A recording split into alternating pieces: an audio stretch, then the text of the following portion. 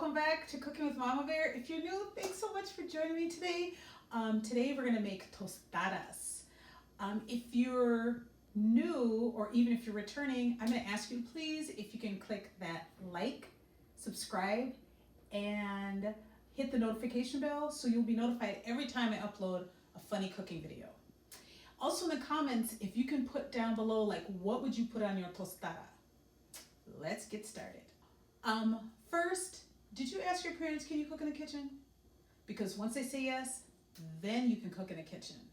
Then you also need to wash your hands with hot soapy water for 20 seconds. Okay, for today's ingredients, you will need 1/8 of a teaspoon of all these spices. So there is cumin, onion powder, garlic powder, seasoning salt. I'm gonna substitute parsley flakes for the oregano because I don't have the flaked oregano. I just have it dried, or I just have it, I'm sorry, in the powder form. Chili powder, and if you want it a little bit extra spicy, you will add ground red pepper. You will need about 1/2 cup of pinto beans, or you could use black beans if you don't have pinto.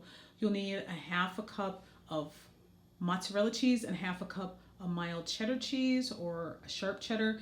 You will also need something called tostadas, which are like a flat, open corn shell, kind of like a taco, but it's shaped like a circle. You'll need a metal baking sheet or pan with a piece of tinfoil on top, a oven mitt or a hot pad to take it in and out of the oven, along with a potato masher or a fork if you don't have one, and a butter knife. Okay, we're gonna get started. I'm gonna move my tray and my oven mitt off to the side. We're gonna start with the beans. I opened it up already and I poured just a little bit of the juice off. So I'm gonna measure 1/2 cup of beans. And it's okay to have some of that juice because otherwise it'll get too dry. And even if you don't like beans, because I don't really care for beans too much, but this recipe is delicious. I'm gonna take my potato masher, and if you don't have one of these, then you can always use a fork. I'm gonna mash my beans. And I just want it so it's kind of like chunky, like peanut butter. You don't have to mash it a whole bunch. Oh yeah, that's juicy in there. You see that? Okay. Okay, that's looking pretty good. I'm going to take my butter knife and just get the extra off the potato masher. Now I can add my spices into this mixture. So I am just going to get 1/8 teaspoon of each. So I'm going to start with cumin. I'm going to sprinkle that in. And I'm going to stick this off to the side so I can remember. Oh, I already did this. I don't want to add all these ingredients inside of each other, so I am just going to gently sprinkle the rest of them in. So this is onion powder, garlic powder, my seasoned salt. I don't know if you guys see that.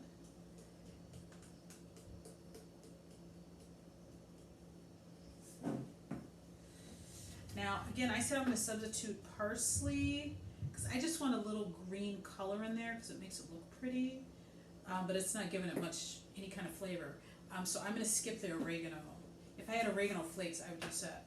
This is chili powder. And because I have heartburn issues, I am not adding this red cayenne pepper. But you could if you like it hot. Okay, so now that that's all in here, I could take a spoon or a knife and just stir in these spices. And it's ready. Yay. So now I'm going to open up the cheese. You're going to take your cheese and you can just mix these two together. You could use all mozzarella or all cheddar, but I think it looks pretty when you have both. So I'm not filling this to the top because, but you can if you like a lot of cheese. I only like a tiny bit of cheese. Of course, I didn't open this on the right line. But, Yes, I didn't have to use my teeth. Okay, so it's about a half a cup. I'm going to use this to stir my cheese together. And we're ready to assemble. So I'm going to move these to the side. So you're going to make sure your tin foil is on your metal cookie sheet or baking sheet. You're going to take out one of these or some of these corn tostadas. Normally when they come from the store, the top one is kind of broken. See that? So you want to dig down a little bit and get a whole one. They're really delicate, so be careful taking them out the bag. Here we go. I'll take out 3. Okay, so I'm just going to take my spicy bean mixture and I'm going to rub it on my shell. Depending on if you like beans or not, you just need enough to help the cheese to stick. Oh yeah, that looks good. Okay, so let me make another one. Okay, now you might be saying to yourself, hey, wait a minute, where's the meat at? This recipe is vegetarian. I know most of you are like, what? But it is so delicious, you do not even miss the meat. When I make this at my school with my students, they ask to make more and more and can I make another batch, and it's all without meat. So it's because your beans are so well seasoned that you don't need the meat. You can add meat, you certainly can, but in this recipe, we are not. Okay, so now you just add some cheese. I'm gonna take my clean hand and just sprinkle some on to your liking. That's at least a tablespoon or so. And again, I don't like a lot of cheese, so there we go. Make sure when you put this, when you're sprinkling the cheese on, that everything is on that piece of tin foil, so it's easy clean up when it comes out of the oven. So the oven's on broil, and so I'll show you guys that in a moment, and you check it every 20 seconds, and then it's done, and you can eat it.